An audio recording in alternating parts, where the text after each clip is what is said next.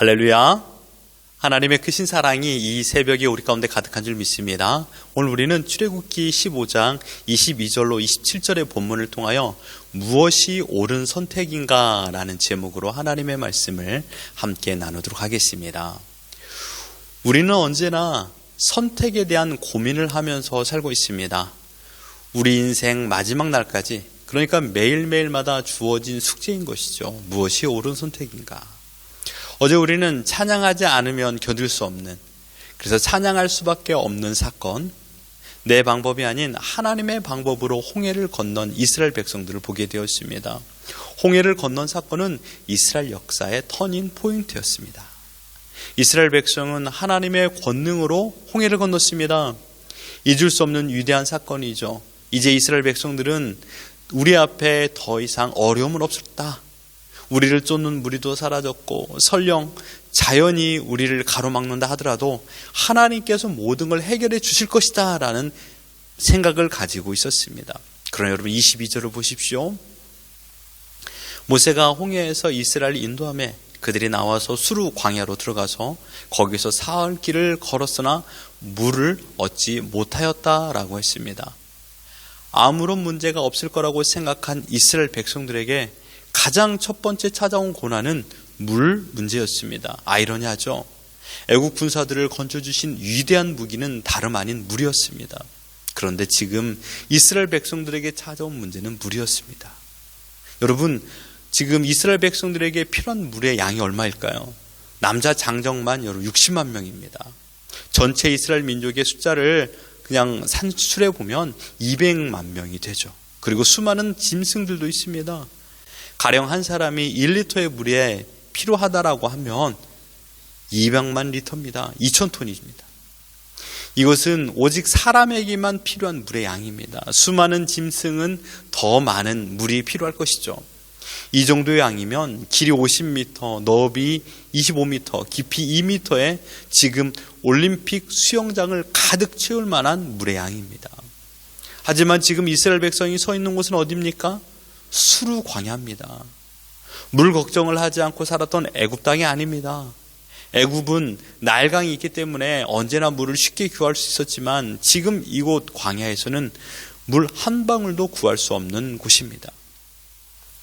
이스라엘 백성들이 물리적으로 어찌할 수 없는 처지에 서 있는 것이죠. 애굽을 나와 홍해를 건너 처음 걷는 땅은 아주 거칠고 황폐하고 큰 땅인 수르 광야였습니다.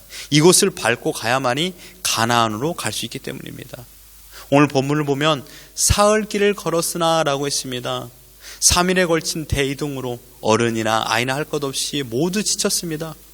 이런 깡마른 사막 어디에서 이 많은 물을 구한단 말입니까?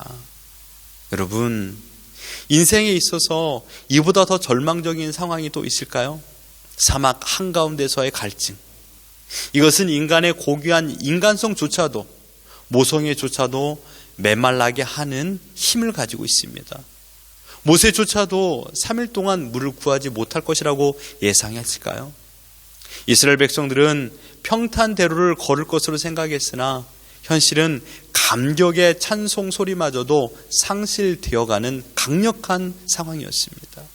설상가상 기어코 발견한 물이 있었습니다. 그런데 이 물은 아무도 먹을 수 없는 쓴물이라고 표현했습니다. 기쁨의 찬송이 흘러 넘쳐야 하건만 반대로 원망의 탄송 소리만, 원망의 쓴 물만 터져 나오고 있습니다. 애굽 땅 고센에서 나와 숫곳에 머물고 에담에서 홍해를 건넌 후에 처음 맞이한 땅은 수르 광야. 사말길을 헤매이고 가지고 있던 물은 다 떨어지고 물 웅덩이를 발견했지만 그것조차도 짐승도 먹을 수 없는 썩은 물입니다. 여러분, 이때 여러분들은 어떤 선택을 하시겠습니까? 오늘 본문을 보면 쓴물이 있는 마라 앞에서 이스라엘 백성들이 했던 두 가지 선택을 보게 됩니다. 첫째로 원망과 불평을 선택했습니다. 즉 그들의 입술에서는 원망과 불평이 터져 나왔습니다. 24절을 보십시오. 백성이 모세에게 원망하여 이르되, 여기에서의 원망은 작은 소리로 말하는 것이 아니라 분노를 뜻합니다. 모세에게 원망하는 것이지만 실상 원망의 대상은 하나님입니다. 하나님이 우리를 이곳에 인도하셨는데 하나님 잘못하셨습니다. 이번은 틀렸군요. 원망의 성격은 내 마음대로 내 뜻대로 되지 않을 때 나타나는 격한 감정입니다. 홍해 바다의 기적에 대한 감사의 고백은 그 입술에서 사라졌습니다. 하나님을 향한 원망이 터져 나왔습니다. 지금 이스라엘 백성은 원망을 선택한 것입니다. 두 번째는 25절에 모세가 여호와께 부르짖었더니, 모세는 이 상황에서 하나님의 뜻을 선택했습니다. 여기에서 부르짖다라는 말은 괴롭고 안타까운 심정으로 하나님께 울부짖었다라는 것입니다. 즉 하나님을 선택했다라는 것입니다. 이 부르짖음은 환경과 상황의 마음을 빼앗기지 아니하고 오직 이 문제를 해결하실 수 있는 분이 여호와 하나님임을 믿는 신앙의 고백입니다. 여러분, 본문을 보면 지금 기도하는 모세가 이스라엘 이끄는 인도자로 나오지만 실질적인 인도자는 모세가 아니었습니다. 출애굽기 13장 21절에 여호와께서 그들 앞에서 가시며 낮에는 구름 기둥으로 그들의 길을 인도하시고 밤에는 불기둥을 그들에게 비추사 낮이나 밤이나 진행하게 하셨다라고 했습니다. 하나님께서 인도자라는 사실입니다. 하나님께서 이스라엘 백성들을 홍해 앞에 세웠습니다. 그리고 하나님께서 홍해 문제를 해결할 준비를 가지고 있는 것입니다. 그렇습니다. 하나님께서 어떠한 목적이 있어서 3일 동안 수르 광야길을 걷게 하셨고 물도 떨어지게 하였으며 마라의 쓴물을 마주하게 한 것입니다.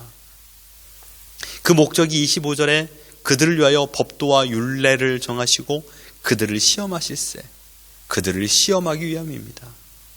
이 시험이라는 것은 이스라엘 백성들을 하나님께서 친히 예비하신 거룩한 처소, 즉 가나안에 들어가게 하기에 합당한 백성으로 만드시기 위한 훈련입니다. 오직 하나님만 절대 신뢰하게 하는 방법이었습니다. 사랑하는 성도 여러분, 지금 신재된 우리가 살아가며 마주하는 상황도 이와 비슷합니다. 순탄하지 않습니다. 믿음 생활하면 모든 것이 형통할 것이다 라고 하지만, 그런 주님께서 요한복음 16장 33절을 보면 이렇게 말했습니다. 세상에서는 너희가 환난을 당할 것이다. 환난을 당할 것이다 라고 말했습니다. 우리가 살아가는 모든 인생은 환난이 가득하다라고 말하고 있습니다. 하나님의 자녀된 우리도 이 세상을 살아가는 모든 시간에 고난을 당합니다. 이 땅에서 성도의 삶은 호요시가는 안락한 삶이 아닙니다. 어떤 이들은 건강에 쓴 물, 어떤 이들은 물질에 쓴 물, 다른 이들은 관계에 쓴 물을 마셔야 하는 상황을 경험할 때가 수도 없습니다. 우리가 살면서 우리의 힘으로는 아무것도 할 수 없는 상황을 만나게 되죠. 이때 여러분들은 어떠한 것을 선택하시겠습니까? 코로나 바이러스로 인하여 말할 수 없는 인생의 쓴물을 마시고 있는 상황입니다. 너나 할 것 없이 모두 힘든 상황입니다. 이때 여러분들은 원망과 불평을 선택하시겠습니까? 아니면 하나님께 구하고 하나님의 뜻을 묻겠습니까? 무엇이 성령님의 인도를 받는 삶일까요? 무엇이 성령 충만한 삶일까요? 무엇이 하나님의 자녀로서의 올바른 선택일까요? 하나님은 때때로 우리를 낭떠러지 끝으로, 낭떠러지가 보이는 끝으로 인도하실 때가 있습니다. 벼랑 끝에 세울 때도 있습니다. 불기둥, 구름기둥이 마라의 쓴물 앞에 세웠던 것처럼 우리가 살아가는 현재에도 하나님은 우리를 마라 앞에 세우십니다. 지금 너가 선택하라 이겁니다. 지금 너가 무엇을 보고 있느냐 이것입니다. 무엇이 옳은 선택인가라고 묻고 있습니다. 여러분, 원망과 불평은 쉬운 선택입니다. 그냥 한번 화내면 그만이죠. 짜증내면 그만입니다. 대부분의 사람, 그러니까 신자들도 이런 선택을 합니다. 그러나 여러분, 어려운 선택은 무엇입니까? 내 정욕과 내 육체와 내 감정과 내 기분에 따르지 않고 오직 성령님의 인도하심에 순종하여 선택하는 것입니다. 하나님의 뜻을 선택하여 따르는 것입니다. 내 마음속에서 터져나오는 울분을 잠재우고 온전히 속 깊이 하나님께서 이끌어 주신 뜻이 무엇인가를 바라보며 그 뜻을 선택하는 것이죠. 사랑하는 성도 여러분, 우리가 하나님의 뜻을 모르고 있나요? 아닙니다. 우리는 다 알고 있습니다. 항상 기뻐하라, 쉬지 말고 기도하라, 범사에 감사하라, 이것이 하나님의 뜻이다 라고 말했습니다. 감사와 기쁨을 선택하는 것이 하나님의 뜻입니다.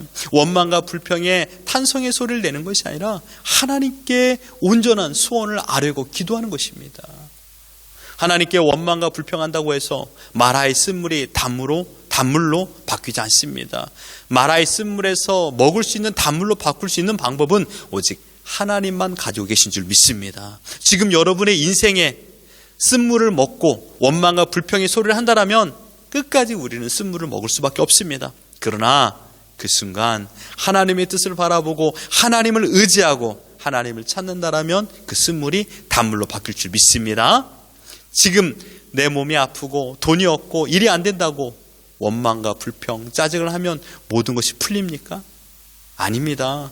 내 기분 한번 풀자고 화를 내고 짜증내고 원망하면 그 순간의 가정의 분위기는 어떻게 될까요? 그 모습을 보는 우리 자녀들의 믿음은 어떻게 될 것이며 우리 자녀들의 마음의 상처는 어디에서 치료할까요? 엄마 아빠가 짜증내고 화를 내면요, 그 순간 그 가정은 완전히 암흑의 감정뿐이 없습니다. 가장 큰 직격탄은 화를 내고 짜증을 내고 원망하고 불평하는 자신뿐만 아니라 우리 자녀들입니다. 그런 여러분, 결단코 자녀들 앞에서 원망과 불평의 소리를 하지 마십시오. 원망과 불평을 한다고 해서 하나님에 대한 신뢰가 생겨납니까? 아닙니다. 우리 자녀들의 마음속에, 우리의 마음속에 하나님에 대한 온전한 신뢰조차도 사라집니다. 26절에 나는 너를 치료하는 여호와임이라 라고 말했건만 하나님을 신뢰하지 못하는 불신앙의 악한 영향을 미칠 뿐입니다. 사랑하는 성도 여러분, 하나님은 우리의 믿음이 더욱 견고해지도록 우리를 때로는 강력한 시험 앞에 세울 때가 있습니다. 지금 우리는 그 시험 앞에 서 있는 것입니다. 모든 문제의 해결책을 가지고 계신 분이 하나님이심을 알게 하기 위한 것입니다. 우리를 마라로 인도하셨습니다. 그리고 우리 눈에서 쓴물이 단물로 바뀌는 것도 보여주시는 분입니다. 그리고 27절을 보십시오. 물샘 열둘과 종려나무 70그루, 그러니까 풍성한 쉼을 하나님께서 준비하셨습니다. 여러분 놀랍지 않습니까? 광야 한복판에 이러한 물과 나무가 가득한 쉼터가 있다니요. 이곳이 오래전부터 존재한 것이라면, 200만 명이 다 먹을 수 있는 넓은 곳이라면, 장막을 칠 정도의 넓은 곳이라면 여러분 벌써 토착민들이 큰 성을 짓고 강력한 군사력으로 무장하며 있었을 것입니다. 그런데 그 물 곁에서 장막을 치니라 라고 말하고 있습니다. 하나님의 능력으로 쉼을 누리게 된 것입니다. 언제 갑자기 이 물가가 생겼는지도 모릅니다. 아니면 하나님께 강력한 손길로 그 침범하지 못하도록 지켜주신 겁니다. 사랑하는 성도 여러분, 무엇을 선택하시겠습니까? 원망과 불평입니까? 아니면 이 문제에 해결하실 수 있는 하나님의 뜻과 하나님의 권능을 의지하는 믿음을 선택하시겠습니까? 때로는 명심하십시오. 우리의 성급함이 문제를 더 크게 만들 때가 있습니다. 소망은 기다림으로 열매를 맺습니다. 지금 하나님의 때를 기다려야 됩니다. 이 선택을 하셔야 됩니다. 비로소 신앙생활의 가장 큰 감격의 선물인 감사를 누릴 수 있습니다. 순간의 기쁨에 마음을 빼앗기지 마시고 영원한 기쁨을 선택하시길 바랍니다. 오늘도 내 앞에 있는 마라에서 주저앉지 마십시오. 일어서서 하나님께서 예비하신 엘림으로 나아가십시오. 하나님은 우리에게 위대한 것을 계획하고 있습니다. 마라를 뛰어넘어 엘림까지 끝내는 마라와 엘림, 이 모두가 하나님의 손 안에 있습니다. 홍해는 모든 많은 바다 가운데 하나인 것처럼 여러분 마라와 엘림도 하나님께서 통치하시는 영역입니다. 마라는 하나님의 통치 영역 밖에 있는 게 아니에요. 거기에도 하나님의 손길이 있는 것입니다. 구름기둥, 불기둥이 떠나지 않았던 것처럼 하나님께서는 지금도 우리와 함께하고 계십니다. 여러분 무엇을 선택하시겠습니까? 오직 하나님의 선하시고 온전하시고 기뻐하시는 뜻을 선택하십시오. 하나님은 우리를 향한 위대한 계획을 가지고 계신 분인 줄 믿습니다. 그래서 오늘 하루 오직 하나님을 기쁘시게 해드리는 말과 행동으로 하루를 살아가는 우리 모두가 되기를 예수 그리스도 이름으로 축원합니다.